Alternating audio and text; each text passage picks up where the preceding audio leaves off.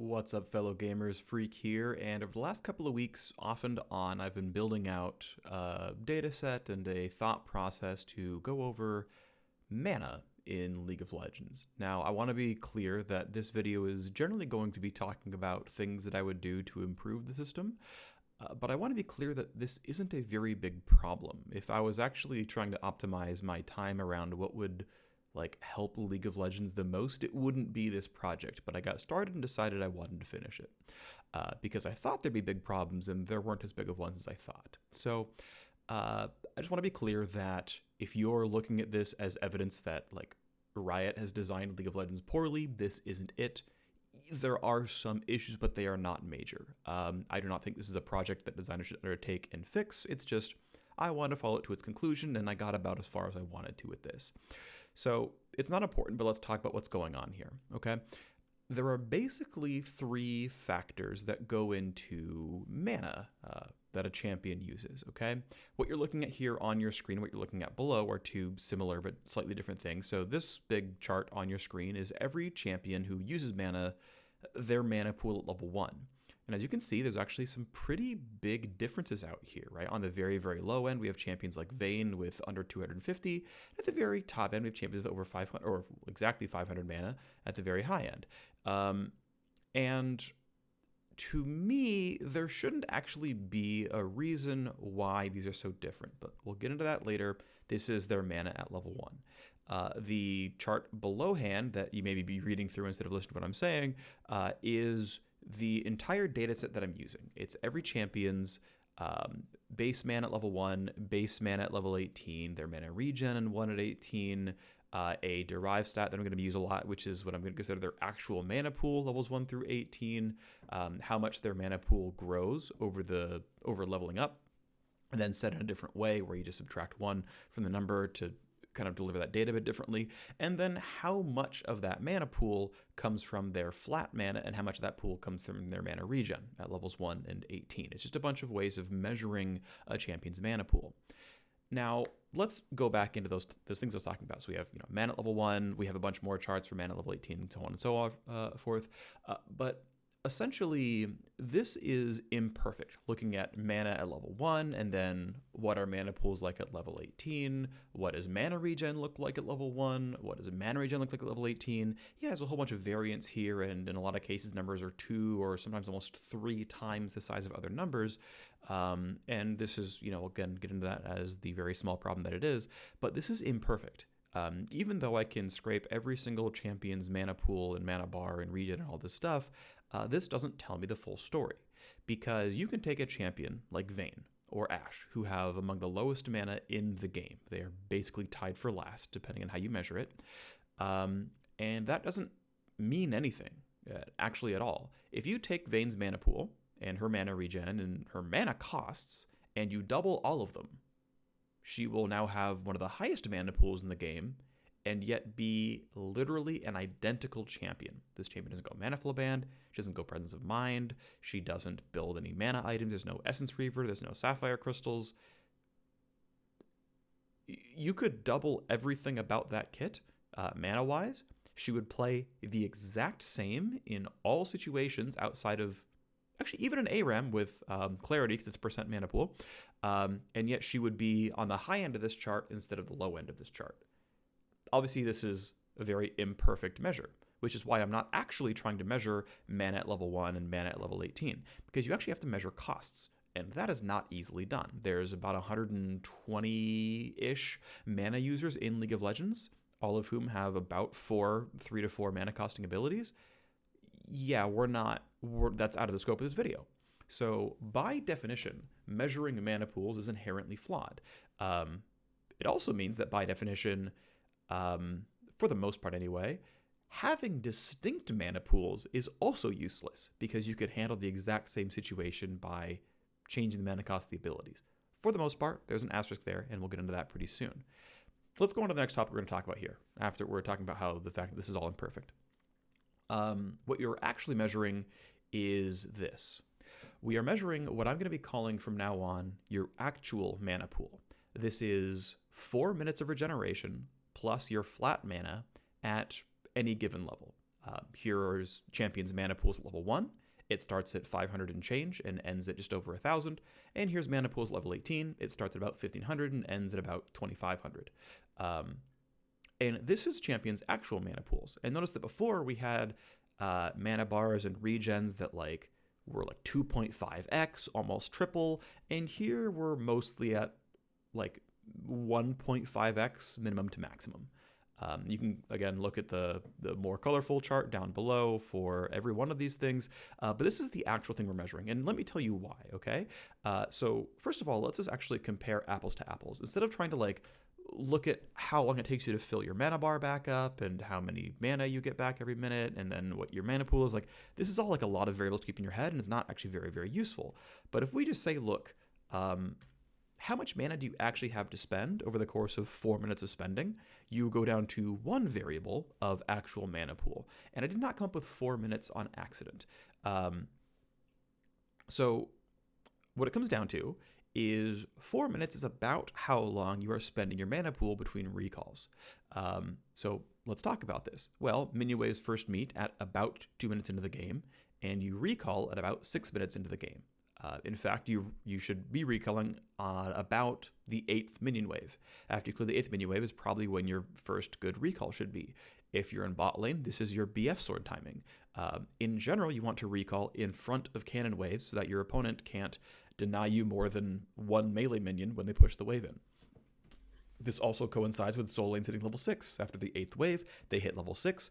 And so if you're Zed or Talon or Katarina or some other assassin who wants to all in, you probably want your first item so that your damage spikes up. Similarly, if you're expecting Twisted Fate to roam down to bottom lane, you should probably recall and pick up your Ruby Crystal or your Pickaxe and Sapphire or your BF Sword or whatever so that you can fight back. Further down the line, we have dragons. Dragons spawn every 5 minutes. Now, 5 minutes is not the same as 4 minutes. Phreak, what's going on here? Well, it's actually pretty simple.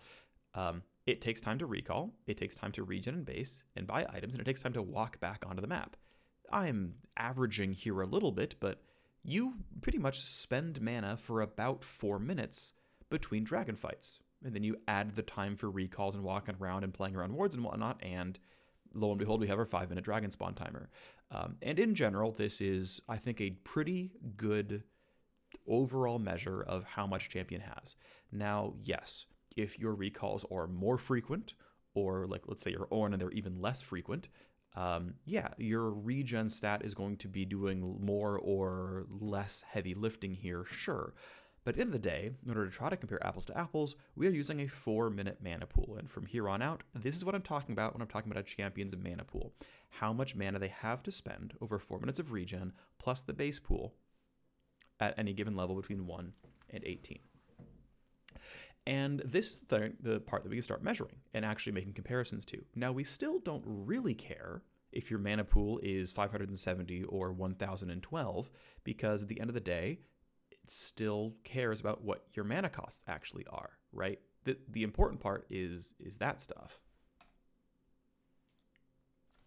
So then where are we? Well, we have to then go to a different derived stat that actually lets us compare, meaningful champions. And so the stat we're actually looking at here is mana growth percent.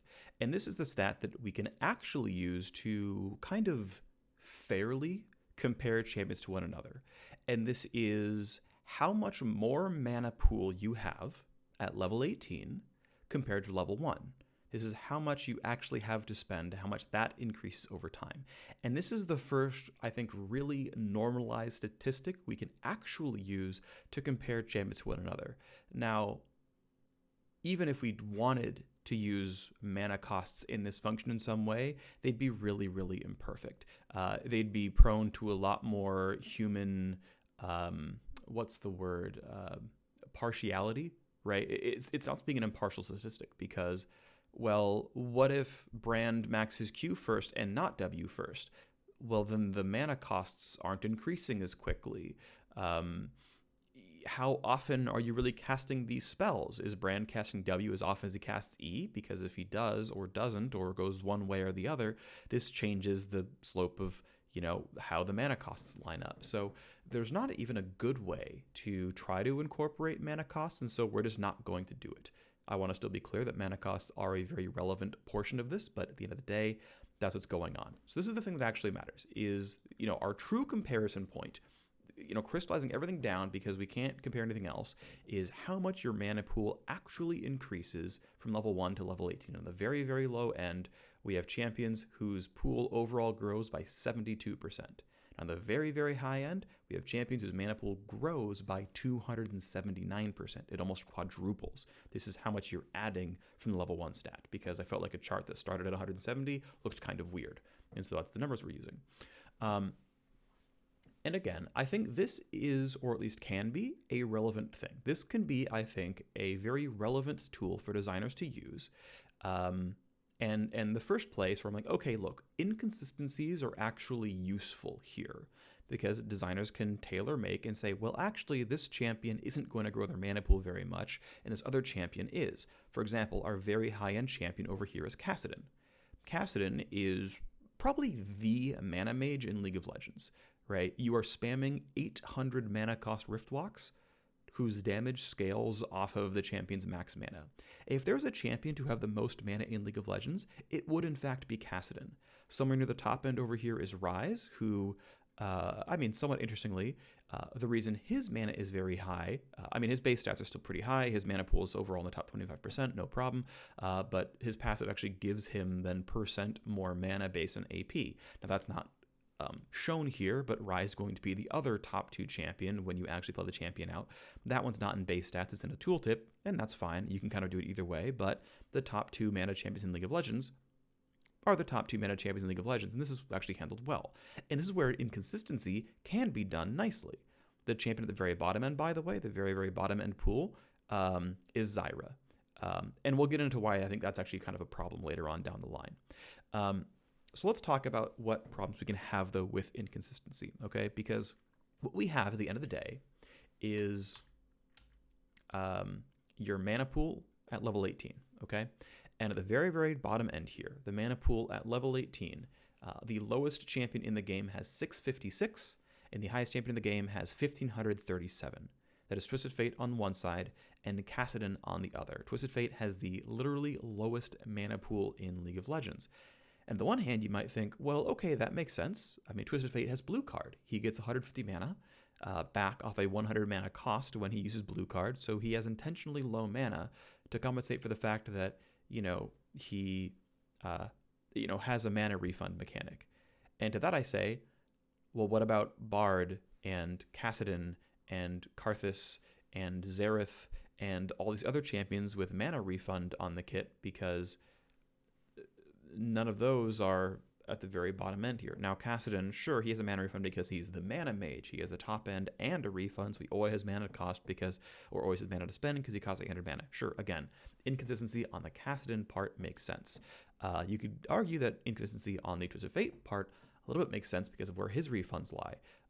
The awkwardness is where a lot of other champions are, where they're not in interesting parts on this graph. And that's kind of what I'm bringing up here.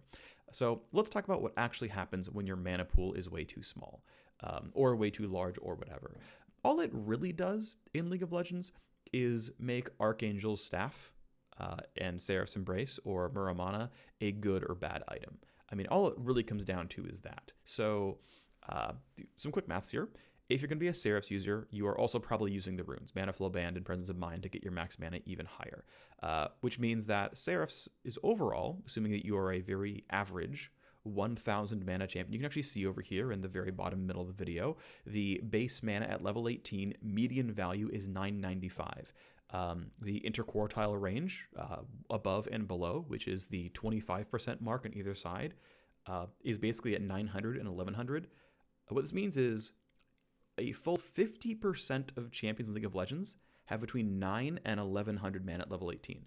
So most champions are very, very close to exactly 1000, which is great because it makes it very easy to do this. And I think more champions should have pretty much exactly 1000 mana. Again, champs like Kassadin notwithstanding. What this means is Seraphs with runes with 1000 max mana is worth 144.5 ability power for a average champion. it means Muramana is worth 96 attack damage. Those are pretty good numbers, right? That's quite nice. That's pretty good overall. I dig that. Cool, wonderful stuff. But every 100 mana above or below is going to be 3 ability power or 2 attack damage above or below. In the Kassadin example, he has 500 more mana than an average champion, so that's an extra 15 ability power. Through having a lot of extra max mana on Kassadin, he has 15 more ability power than the average champion with Seraphs. Is that a problem? It doesn't have to be, but you could have very easily lowered Kassadin's mana pool and lowered Kassadin's mana costs and then increased his base damages slightly. But at the end of the day, if you want to bind this champion to Archangels and say, look, you have the highest mana pool in the game, Archangels is good for you, that's fine. I think that's actually totally reasonable to do. On the other hand, you have Twisted Fate, who is missing 350 mana and thus missing about 10 ability power if you were ever to go Archangel Staff. And that's the part that kind of feels weird. Why is TF punished for going Archangel Staff? Why are champions like Ashe and Vayne somewhat punished for going Manamune? Because their mana pools are actually a little bit low overall. There's not really a good reason for it. It's not like Riot ever made the decision that Vayne should not be a Manamune user when they built her. They just never touched her mana pool. And just that's where she ended up as a champion. And those are the parts where I actually do really vouch for consistency, because this is the only thing you really lose with inconsistency that's like of material value, is you just have items that just are or aren't as good for no really good reason. And that's the part that's kind of strange. There's a couple of other really small things you gain from consistency. You get learnability. So we've seen all these graphs here, all these charts that are what our mana pool's like at early game, what our mana pool's like at late game. If I showed you the chart for energy champions, it would just be a flat 200 and then Shen as 400. The regen is all flat, right? The time to regen to full is all flat until you have Shen doubling up right there. Like, that's the benefit of consistency, is you can play one energy champion and get a feel for how energy works, and then all the other champions are going to be pretty much identical. Again, Shen with his double-sized pool notwithstanding. And the nice thing about building in consistency is that Shen's inconsistent energy pool actually stands out. Like, Kassadin is the very high end here. Do you want to guess the number 2 champion? Like, Kassadin has the highest mana pool in the game at level 18, and Rise, through his passive, though it's not going to be shown here because of doing this in an easy way, is going to be somewhere up there as well. Guess the number 2 and 3 champion in mana pool at 18. They might be mana stackers. They might not. I'll give you a few more seconds. It's Janna and Ivern. They have close to Kassadin levels of mana. For reasons? And that's why I think not adhering to consistency makes Outliers not stand out, is we have Outliers who are outliers for no reason. I like Shen's design. The designer, when he was making Shen, said, I want to make an energy champion who's got a slower pool, essentially. That, regening to full is going to take longer. And he prototyped, 200 max energy with half the regen, and 400 max energy with normal regen. And playtested both internally, and the 400 max pool was the interesting one. The 400 max energy was the one that felt the best. It felt most consistent. It felt most learnable. It felt the most useful. It felt like the goals. This guy's got a big pool that regens slowly. Yeah, it's the big pool, and the regen didn't change. If you were going for that, this is where this stuff can be relevant, right? If you really want to make a champion who regens really fast, but has a very small pool, right? They're more like an energy champion. You might want to be down here in Twisted Fate land, where your max mana is pretty low, but your mana regen is fairly standard, and hey, by the way, blue card exists. If that's what you're going for, then great. And in fact, Twisted Fate is not even that bad of an example of this, but we've got a lot of champions that, realistically, we just have this very gradual slope of how much mana you have to spend at level 1 across 4 minutes, and Twisted Fate is somewhere around here because his base mana is pretty high and his base mana regen is pretty high. This is Twisted Fate, right? The champion with the literally lowest mana pool in the game at level 18, right? The intentional design of Twisted Fate has very little mana is here at level 1. And in fact, at level 18, he's still like around here. So if you measure the entire picture, right? This is Twisted Fate, like right around here. Does this stand out to you? This bar right here as a champion with a short cooldown mana refund mechanic? Doesn't to me. Guess where Xerath is? Right about here. Xerath, actually, I think it's like more like here. Xerath, the champion who's an artillery mage, who is meant to have to walk back into auto attack range to refund his mana pool, and by the way, the refund is tripled against champions, lives in here, in mana pool. If you were trying to make this champion stand out as someone without much mana, you wouldn't give them mana in the top 2/3 of League of Legends. Now, yes, of course, the rest of this measure is actual mana costs. Twisted Fate's Q and W both cost 100 mana. That's a lot higher than, say, Volibear, who lives in a similar spot to Twisted Fate. Indeed. But, I mean, we can pretty easily see, for the most part, that none of these champions seem to live in very good spots here. Janna, basically, by the way, roughly ties Kassadin because her mana regen is incredibly high, and so she's way up here. And so this is the problem I have with how mana is actually handled in League of Legends, is care is not actually being taken to where consistency is and where inconsistency is and where they're making intentional choices. The phrase I'm going to use and probably overuse is intentional design, making choices because they serve an actual purpose. Now, I'm going to take my next point on why I think this video is not terribly important. Okay, and it's because designers need easy to pull balance levers. Over the last 2 years or so in League of Legends especially, there's been a very strong trend of balance changes that are very simple one-line changes. Now, sometimes you get things like Pantheon, where they're trying to reshape him out of support and into solo lanes. Sometimes you get things like Phoenix Udyr buffs, where it's just, here's some damage, go have fun. Sometimes you get things like Caitlyn nerfs, which is, here's some less attack damage, here's some less attack speed, go have fun. And that's fine. I think that's actually totally reasonable to do. And to be fair, there have been changes in the last couple of months that have been, hey, Volibear is a little bit weak, and it seems to be that he's running out of mana in the late game. And so, as a designer, I'm going to buff Volibear's late game mana pool. Well, there's technically a few levers there, okay? So, one, you could buff the items that Volibear builds and give them more mana. That seems messy. You could make these items uniquely give more mana to Volibear. That also seems incredibly messy. You could lower Volibear's mana costs in the late game.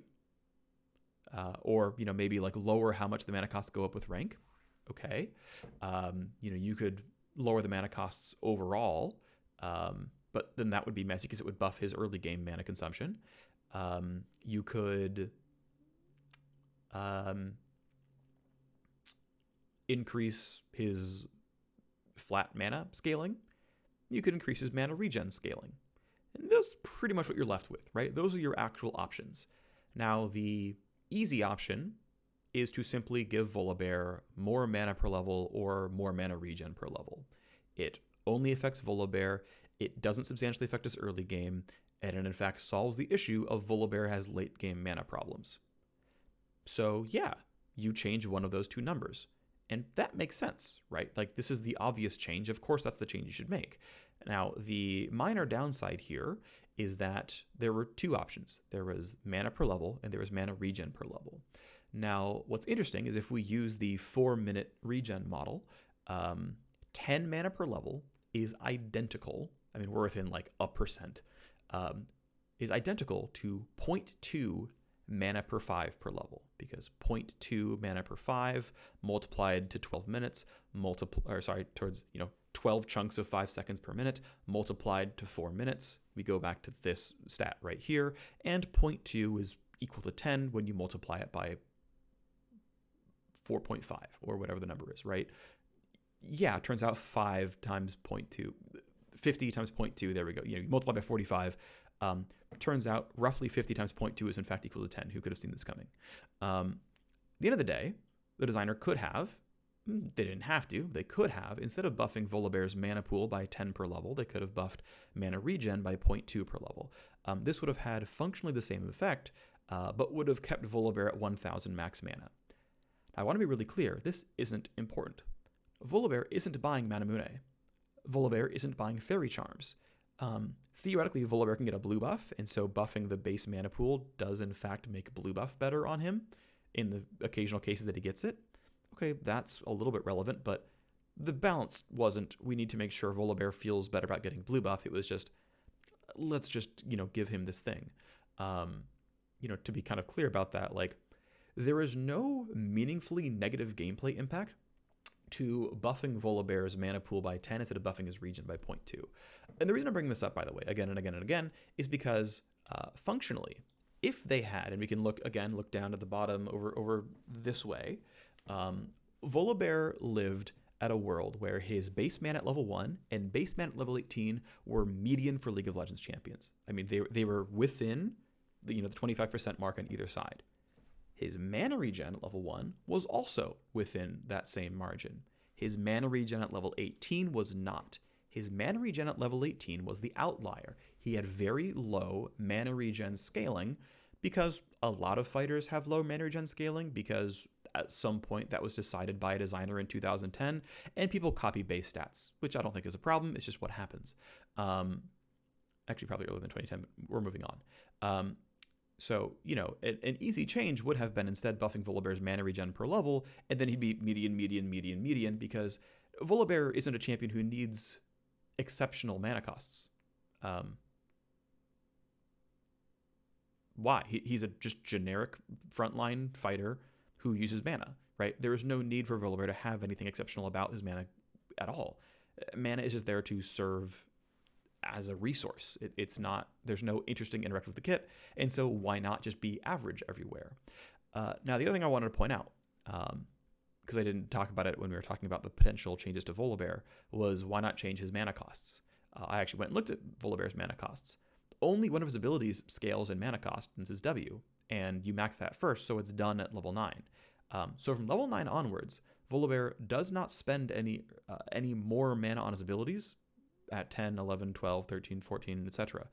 His mana costs are done scaling. The only thing that can increase is his mana pool, his flat mana and regen. And yet, despite the fact that his costs didn't go up anymore, also could have been an option for a balance change, but there weren't any costs that went up, still the change needed to be, hey, let's try to find a way to buff your late game mana pool. So again, the point is that designers do in fact need balance levers. They need to be able to pull the lever and say this champion gets more mana late game. And there is no actual meaningful gameplay negative impact to changing base mana instead of mana regen, right? So this is why, again, this video is not terribly important, but it's the stuff going on. But let's say we did. Let's say we went and we built out a program, or we built out a script rather, and we basically read every champion and said, okay, we're going to take your mana and we're going to rejigger it, and it's all going to be smooth sailing. You're all going to have the same mana pool at level 1, you're going to have the same mana pool at level 18, and by the way, I ran numbers on this, and they're very, very close to the medians, but, again, I like clean numbers. I like things as being as similar to each other as possible. And in fact, we have one more thing we can talk about later on down the line, which is what percentage of your mana pool comes from flat versus flat versus regen. And this will then go into the last part of the video, which will be what benefits we do get from inconsistency beyond just simple things like Kassadin and Rise being examples, okay? So let's talk about what would a theoretically perfect champion be? Like if we're doing super neurotic, clean numbers, it's 320 base mana, 40 mana per level is 1000 mana at level 18. It's 8.0 mana per 5, which is smack in the middle. It is 0.75 mana per 5 per level, which is pretty close to the middle, which is a regen of 65 to 249 per minute. What this means basically is at pretty much all points in time, half your mana pool comes from flat and half your mana pool comes from regen. And I think that's really nice.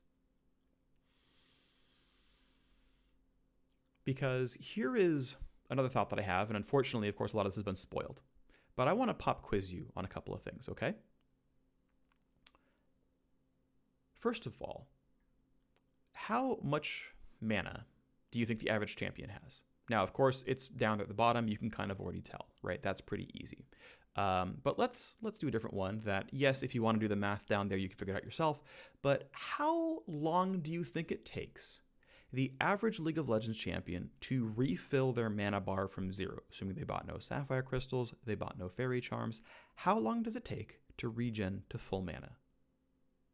And as a follow-up question, does this time get shorter or longer if you level up, right? So, how long does it take at level 1? How long does it take at level 18? Give you a couple seconds to think about it. Well, the answer is, to all these questions, about 4 minutes, give or take, but about 4 minutes with some room for movement. And generally speaking, takes longer. It takes longer to refill your mana bar later on in the game. And I find that kind of interesting that, I like, by the way, that 4 minutes is roughly the time it takes to double your mana. I think it's actually fairly interesting. In fact, we can go and look at, I believe it's going to be here. It's, how long does it take to get to full mana? And it's, really clusters around 3.5 minutes at level 1. And then at level 18, it clusters more around 4.5 minutes around here. This is kind of the median value. And you can see there's like a lot of variance here. And again, looking at energy as the example, it takes 20 seconds to fill your energy bar, but 40 if you're Shen.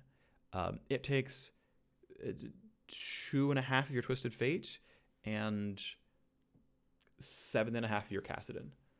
But Twisted Fate has a mana refund mechanic, so why does Twisted Fate have the easiest to refill mana bar?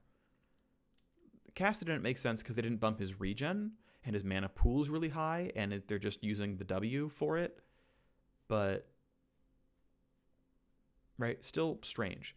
And you still have champions like Xerath, who are kind of on the low end because they technically have kind of slightly low base mana, but, they refill quickly and have a refund mechanic, so why is it there? Anyway, let's actually move on. So, if we made our perfectly consistent champion, we would basically get half our mana from regen, half our mana from flat. It would take about 4 minutes to fill at all points in time, and we'd just be at a very clean, this spot forever, and this would just be the standard for our champions. And I think there's actually a benefit in that, okay?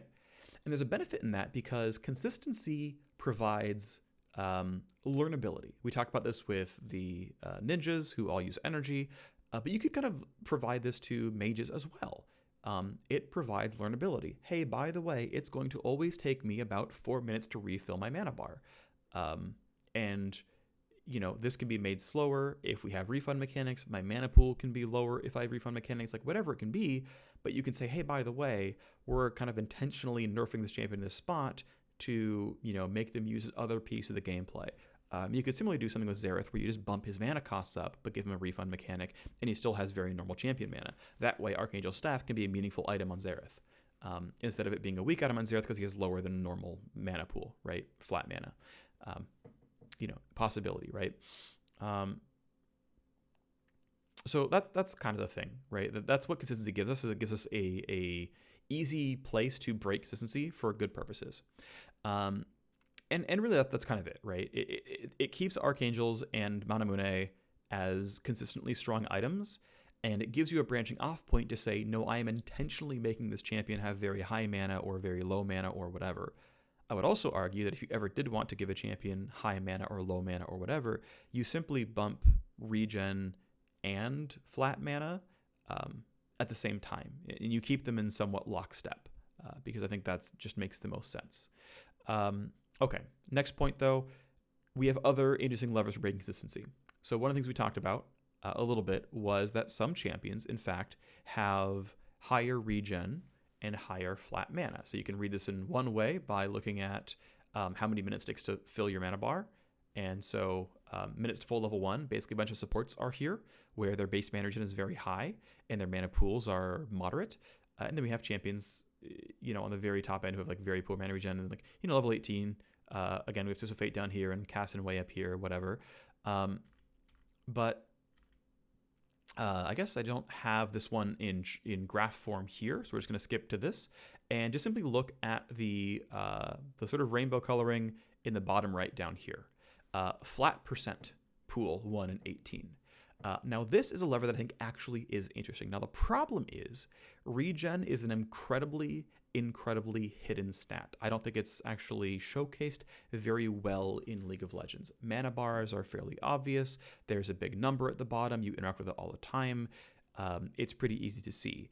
But one thing that Riot did, and I think this is actually a pretty clever choice, I think it works out all right, is they said, okay, supports are regen skewed.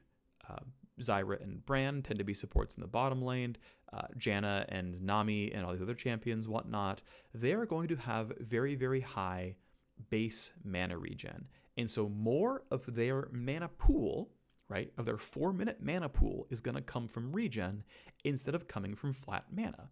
And so these champions that are sub 50% flat pool tend to be enchanter supports, or at least ranged supports you play down there. Again, Janna and Nami and Lulu and Senna. Like, Senna got copy-pasted from one of the enchanters and said, okay, we're going to give you similarly, you're going to make you regen skewed.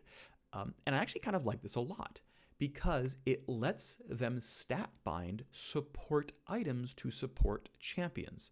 So you have items like Redemption and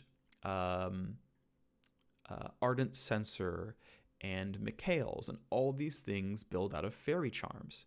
And you get to say, hey, by the way, this is better on an enchanter than on Scion, because this has more of an effect on their total mana pool, because the regen is percent based, on a Janna than it does on Lee Sin's a bad example, but, whatever, right? This has more of an effect on Senna than it does on Ashe. And so it lets you do some small, subtle stat binding. And I think this is actually a good thing. I think it's totally okay for the same reason that Cassin can have an exceptionally high mana pool so that Seraph's is good. I think it's totally fine for Janna and Lulu to be regen skewed so that buying regen feels good, because it's going to do more for them. It's going to be the obvious choice. I think this is totally reasonable. They're keeping it up in the preseason item updates as well, where most enchanter items are getting mana regen. And to be clear, they are going to feel a little bit worse on some of the support tanks. Champions like Tahm Kench and Taric. Taric is actually, by the way, for example, flat mana skewed. There is some inconsistency left on the table.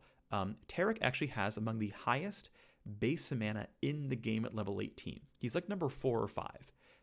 When he's a support, he's buying Redemption, he's buying Forbidden Idol.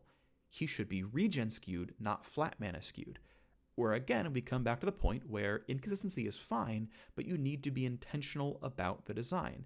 Taric is a uniquely bad Forbidden Idol user. And it's why people have kind of discovered they kind of just have to go tier on Taric.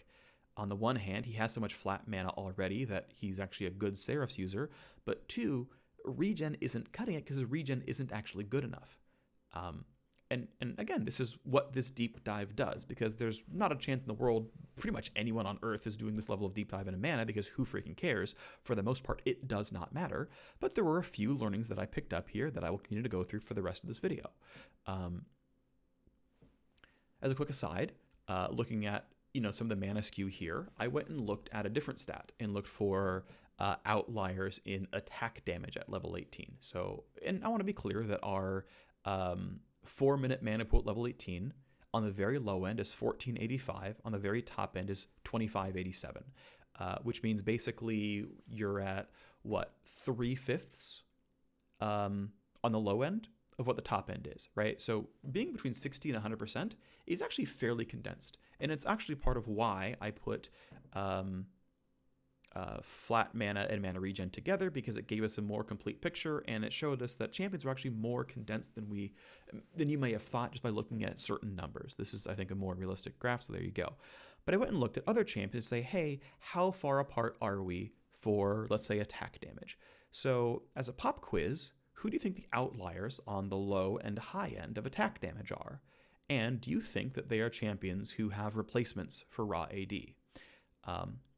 The answer is Riot's actually done a very good job here. So the actual highest AD in the game at level 18, without compensating for passives and things like that, is Meganar. Meganar has the highest base AD at level 18 in the game. And that makes sense. Meganar is a champion all about going into Hulk mode and being the literally biggest champion in League of Legends. He has among the highest health. He has the literal highest MR. He has among the highest armor. I think he's the overall tankiest champion in League of Legends at level 18. Kled and Skarl comes kind of close. But again, that's also an intentional reason. Meganar has the highest attack damage in the game. The lowest attack damage in the game at level 18 is Senna. Okay, that's not fair. She doesn't scale. Okay, fine. Next in line is Janna. Yeah, she turns move speed into damage on hit. It makes sense for Janna to have the lowest attack damage in the game. Who's next? Orianna. Orianna, in fact, her passive is deal bonus damage on hit. It makes sense for her to have the next lowest attack damage in the game. Who's next? Lulu. Her passive is ideal bonus damage on hit. It makes sense for her to have the next lowest attack damage in the game. Who's next? Nico. Okay, this is a bit more of a stretch, but she still has her W pretty early on in the game, and every third attack does bonus damage on hit. Also, she got nerfed because on hit Nico was OP, but she still got put down to a point that, I mean, realistically makes sense. Yeah, she's Lulu, Orianna, Janna tier. She has free on hit damage despite being a mage. This is on board. What's next? Kai'Sa. Okay, she's a marksman, but her passive is free attack damage on hit. This makes sense. Who's next? Kayle. She's an auto attacker, but again, she has free attack damage, right? Like, and the next in line is Thresh, who actually also has that. You pick up souls, and through your E, you do bonus. Like, yeah, Riot's done a really good job of being very intentional here with the champions that have the lowest attack damage. Next in line behind Meganar, by the way, and the high end is Alawi, because yeah, who else to be an outlier for highest AD but the champion with like no ranged abilities? Like, yeah, we're good, right? That makes total sense to me. You want to know who the outliers are for level 18 mana? Total mana pool, this graph right here on the bottom end. Ashe, Vayne, Teemo, Darius, Tristana, Udyr, Quinn, Kindred, Pantheon. Do any of those strike you as champions who replace their mana with a different mechanic? I guess Udyr's mana costs go down with character level, but otherwise, why do they have uniquely low mana? I don't know. The champs at the very high end here, by the way, it's actually not Kassadin, by the way. The champs with the most mana available at level 18, Lilia, Kayn, then Kassadin, Pyke, Taric from flat mana, Ivern from flat mana, Ryze, cool, Janna, Lulu, Sivir, Kayle. Sivir, the champ with the mana refund spell shield mechanic, has the 8th highest mana pool at level 18. Ryze makes sense. Kassadin makes sense. Taric, to be fair, is incredibly mana hungry, but again, he should be regen skewed, not pool skewed. But Janna, Lulu, Kayle, Ivern, Pyke, Kayn, Lily, why, right? And this is kind of, where some of the problems lie. Lily, by the way, has copy-pasted mana stats from Kayn. Kayn, when he was made, had uniquely just absurd mana stats. That was just the choice the designer made. I don't see why Kayn needs to have the actually biggest mana pool of any champion in League of Legends level 18. He just does. He has more than Kassadin. That's how absurd his stat line is. He has more than Kassadin. For some reason, Pyke is up there, right? And this is why I have problems with inconsistent design. It would be great if we had the exact same situation that we had with attack damage, where I had to go 8 champions down the list of bottom end before it was oh, okay, this one's kind of strange, right? In the top end, yeah, you have a big old juggernaut and Meganar. That makes sense. Tryndamere and Udyr are up there as well. Yeah, of course, right?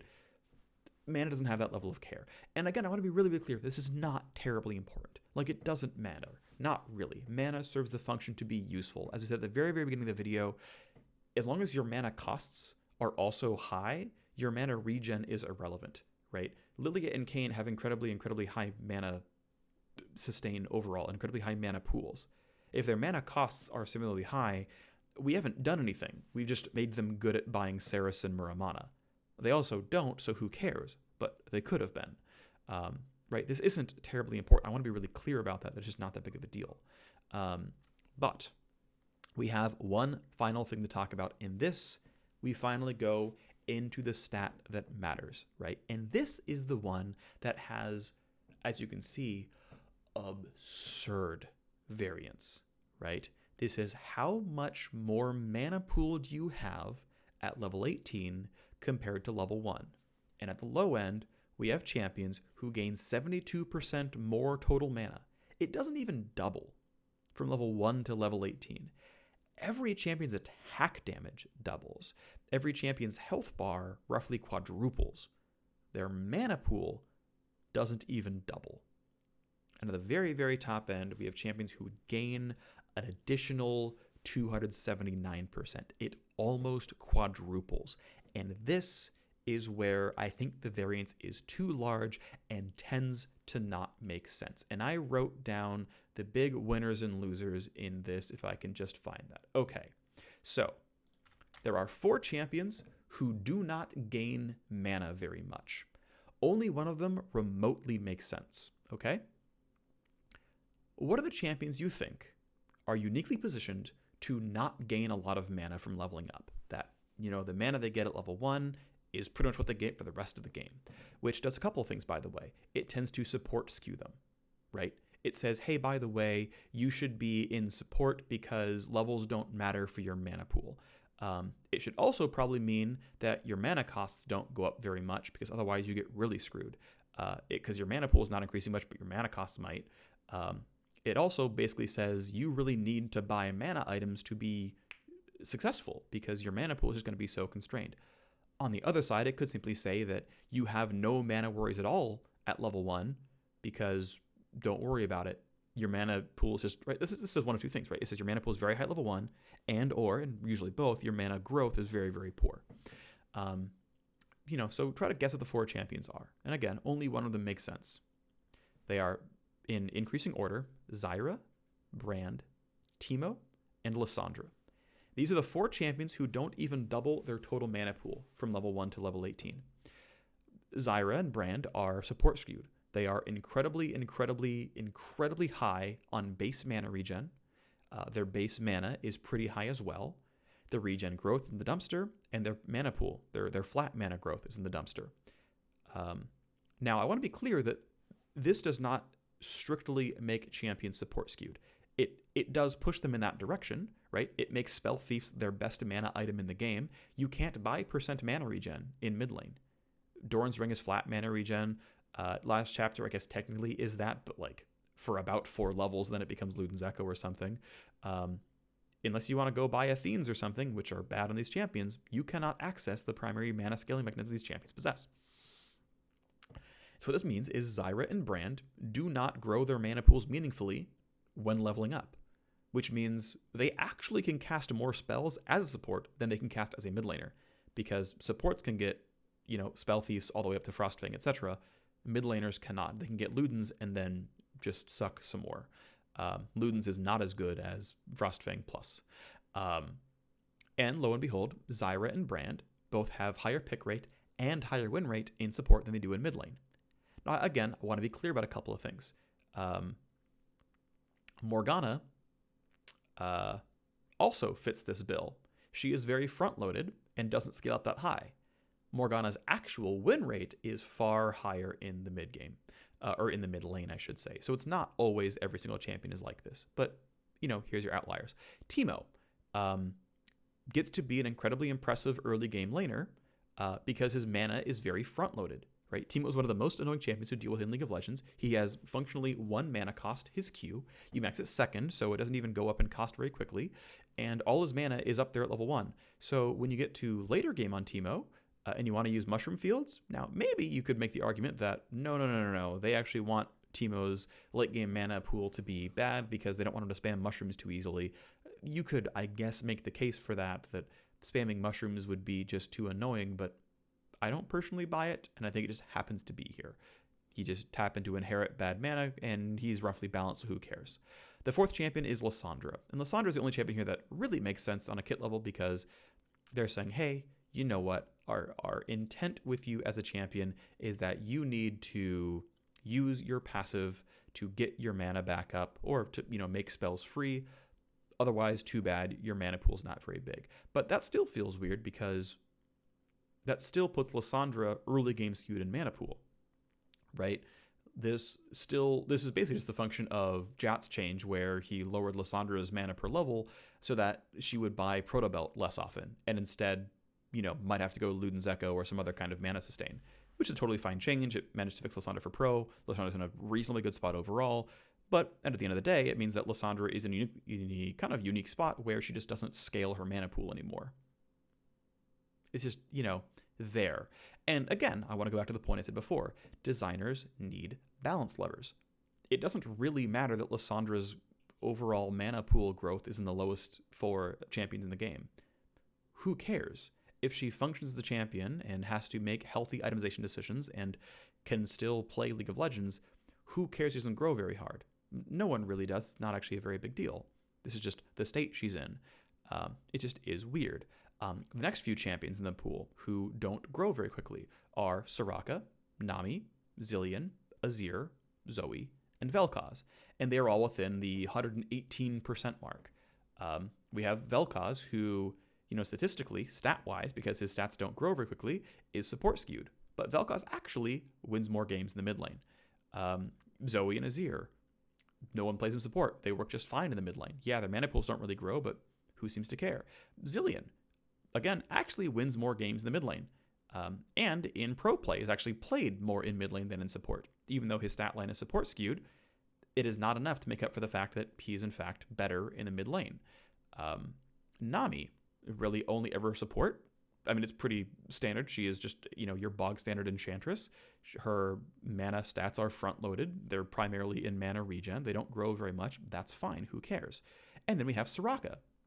And Soraka is one where she wasn't this way, right? Soraka in the middle of the year got changed out of a top laner by adding mana at level 1, lowering mana growth, and basically pushing her into low growth percent. This is a champion where I would say that this is a change that was done well, right? This is, to me, feels more like intentional design where, yes, indeed, Soraka is pretty unhealthy as a solo laner for the most part. So if we can push her, right, towards early game, have her mana sustain, have her mana growth not go very high with level, right, that nerfs her growth in solo lanes.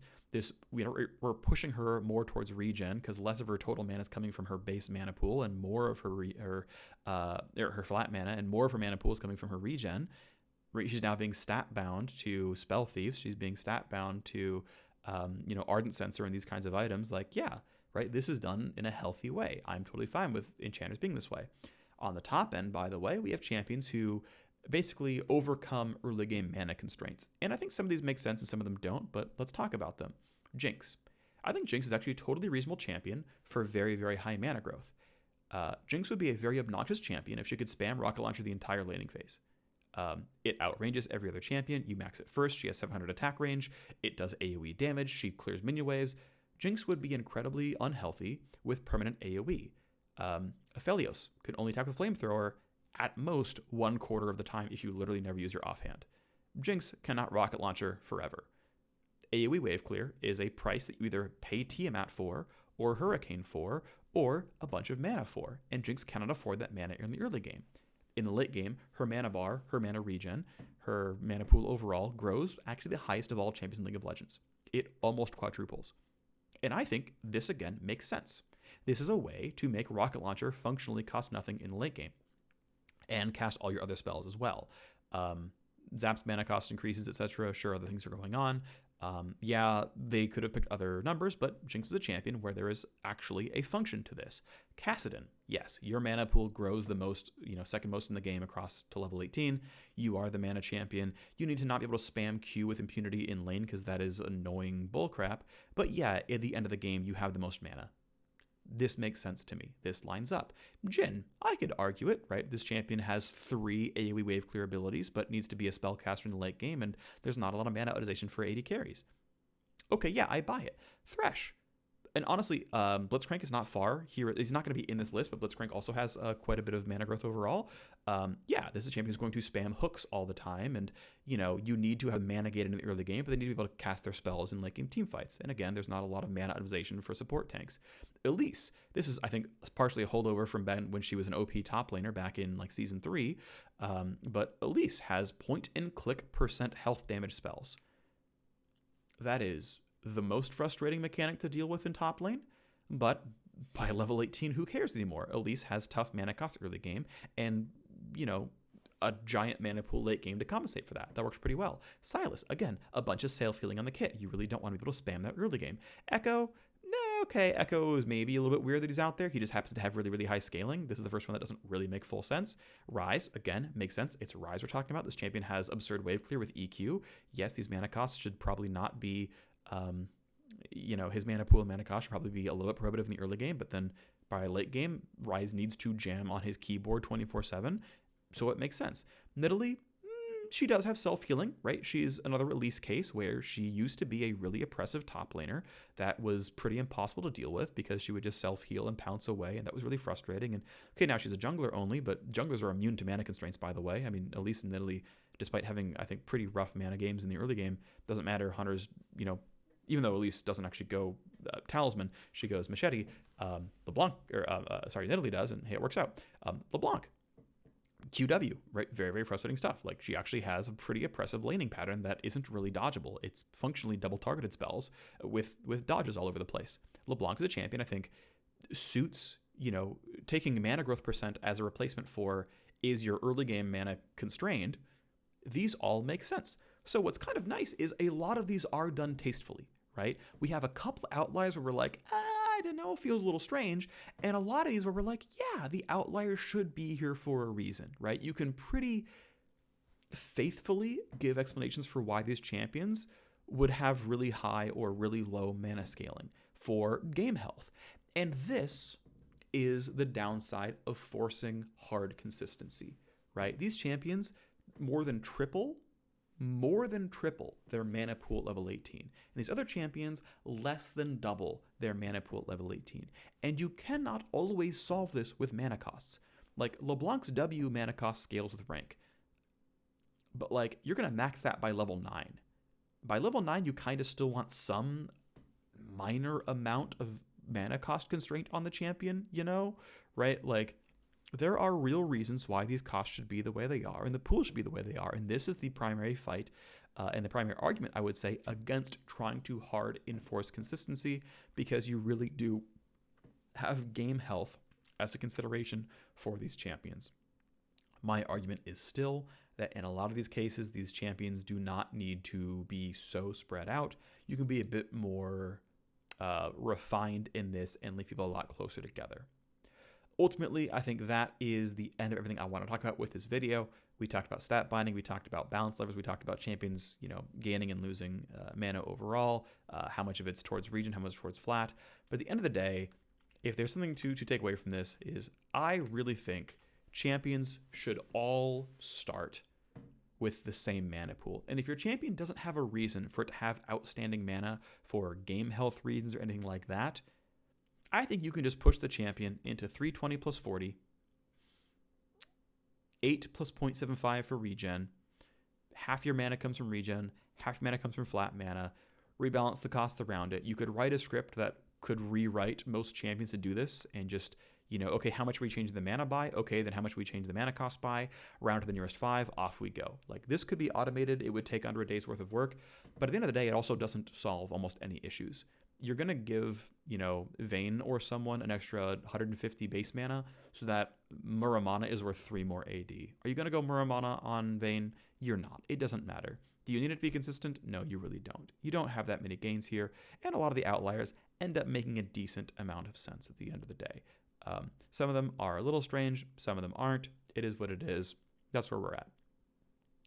So this is my hour-long video talking about mana where it comes from, where it goes, and how champions use it in League of Legends. Hope you learned something. Hope it was enjoyable. And I'll see you next time.